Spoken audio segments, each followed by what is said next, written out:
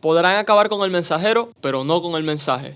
Usain Bolt. Y sí, tristemente es difícil eliminar un pensamiento una vez ha sido aceptado. No por gusto, Megafrente expresó que trincheras de ideas valían más que trincheras de piedra. Podemos evidenciar claramente que nunca tuvo que lidiar con un PEC al nivel 13, pero no podemos negar que gran parte de la razón tiene, cuando muchos de los conflictos por los que se ha luchado, se lucha y se lucharán, tienen su fundamentación en ideologías. Porque tanto para bien como para mal, la condición abstracta de las ideas le otorga inmunidad al paso del tiempo, y si encima le sumas la capacidad para reproducirse por medio de un lenguaje, al final de la ecuación terminas con discursos que se perpetúan a lo largo de la historia, haciendo casi imposible que desaparezcan. ¿De qué forma entonces se termina con una idea? Bueno, los sofistas griegos enseñaban que el mejor método de atacar una idea es defenderla con malos argumentos. Imagino que igual no descartasen un exterminio masivo como alternativa, pero como una sociedad civilizada se sostiene a través de la política y la política solo funciona mientras la opción de eliminar al otro no esté permitida, pues ni modo, hay que quedarse con el primer método. El mismo se puede ejemplificar de la siguiente forma. En pos de ayudar a las personas que sufren de obesidad, alegas que no existe nada malo en tener sobrepeso porque dicha condición no supone ningún problema,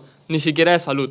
Incluso un ejemplo más simple, si quieres la igualdad, eres feminista. Sin mucho esfuerzo te puedes encontrar casos como los anteriores en cualquier red social. Malos argumentos y por ende proyección de malas ideas. Solo tienes que multiplicarlos por 1000 y listo, ya tienes una representación de la mayoría de ideologías y corrientes de pensamiento modernas. Pero, ¿qué pasaría si más de la mitad de las personas que defienden erróneamente una idea lo hacen de forma consciente e intencionada? Pues, como antes mencioné, obtienes el mejor método para acabar con una idea. A esta respiración del engaño, vigésima postura, se le conoce como propaganda negra. La propaganda en sí es la promoción o esparcimiento de ideas, ya sean políticas, morales, sociales, religiosas o filosóficas, cuyo objetivo es influir de forma determinante en el intelecto y las emociones de la audiencia a la que va dirigida. Su fin último es propiciar o perjudicar algún tipo de causa, ideología o movimiento. El término propaganda tiene connotaciones negativas muy fuertes, asociadas al manejo de información practicado por diferentes regímenes totalitarios. Es por esto que acusar un mensaje de ser propaganda equivale a afirmar que su contenido es manipulador, sesgado y malintencionado.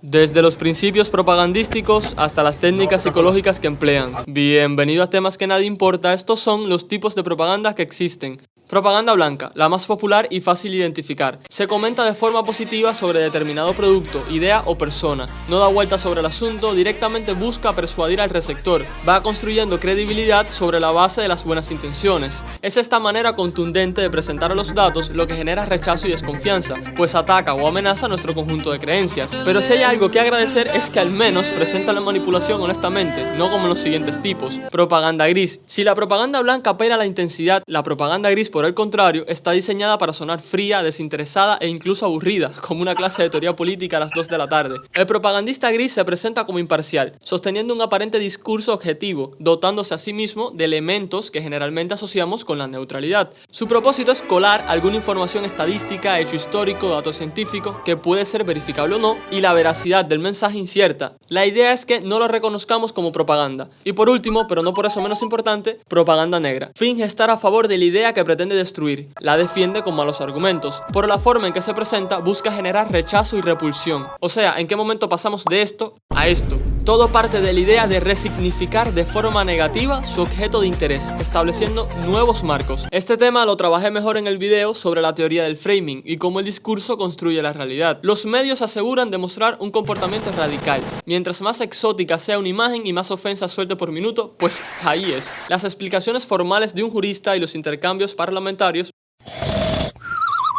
Y tiene todo el sentido del mundo. Si la idea es generar una imagen inadecuada a partir de sus ideas, nunca se nos mostrará una persona calmada, hablando sobre la importancia de la igualdad de los derechos en la sociedad. El problema fundamental con este tipo de propaganda es que generalmente no tendremos la certeza de identificarla. Siempre se queda dentro de lo especulativo y lo conspiranoico. Si bien organizaciones antipetroleras como Jobs Stop Oil han admitido abiertamente no solo recibir financiamiento de la industria petrolera, sino ser creadas como una maquinaria de ideas defendidas como los argumentos. Pero esto solo es un caso. Por tanto, la duda sobre si algo constituye o no propaganda negra siempre estará vigente. Pero lo positivo es que no te van a preguntar, porque estos son temas que a nadie le importan.